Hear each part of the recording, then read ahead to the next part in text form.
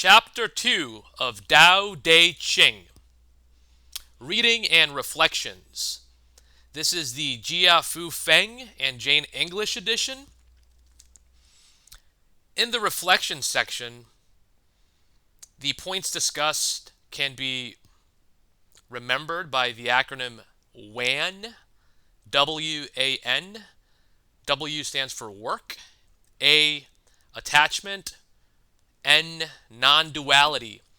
And the non-duality section is going to go more in depth and will be divided into 3 points: duality and non-duality, excessive judgment, and good and evil. Here's the reading.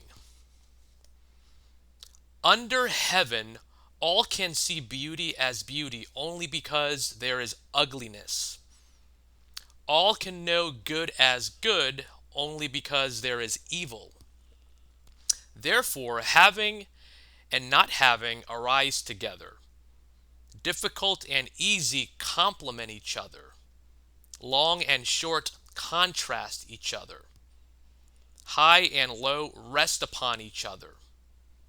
Voice and sound harmonize each other. Front and back follow each other. Therefore, the wise go about doing nothing, teaching no talking.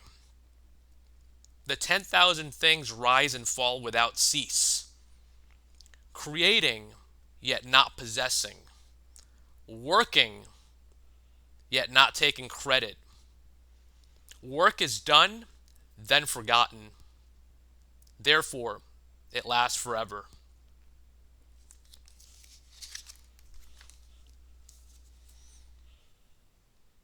Work.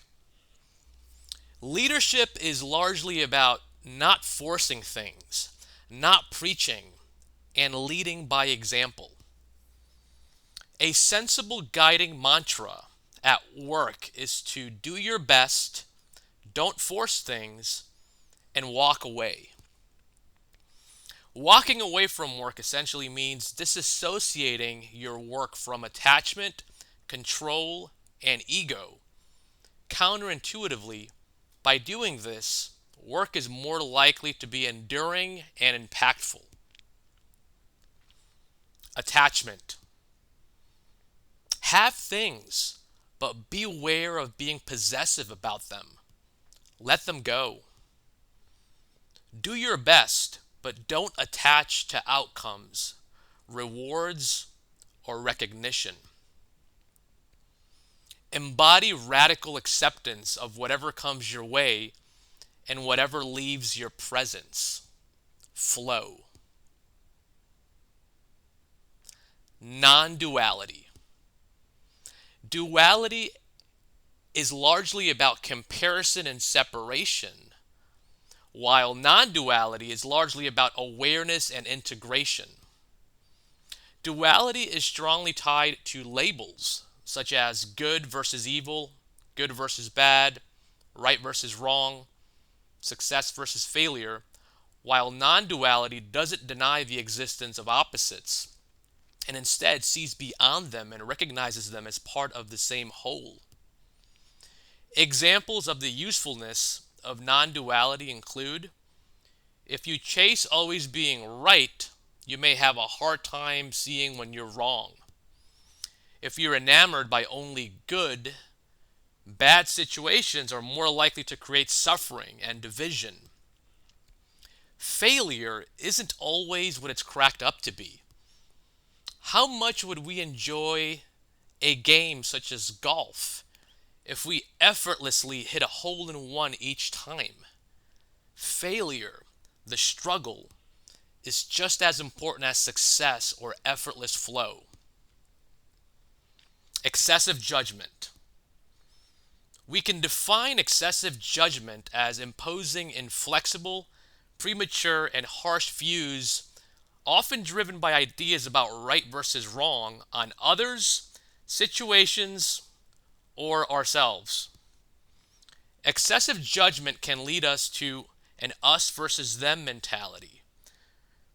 And it is one of the main ingredients of hate, specifically the type of hate that fuels dehumanization, violence, and wars. Excessively judging quickly can be very problematic, for we miss the essence of things when we quickly label them and cling to these labels, such as good or bad, success or failure, etc. Paradoxically, a failure could become a life changing learning opportunity, and a success could lead to unwanted complacency. Good and evil. So called good and evil are like waves on the same ocean, or like different sides on the same coin, different but inseparable. All humans have the potential for good and evil within them. Recognizing this doesn't mean condoning evil, but rather encourages a wiser, more thoughtful problem solving approach. Because, with rare exceptions, trying to destroy evil through force alone can often strengthen its causes. Usually, evil doesn't need to be destroyed, it needs to be understood.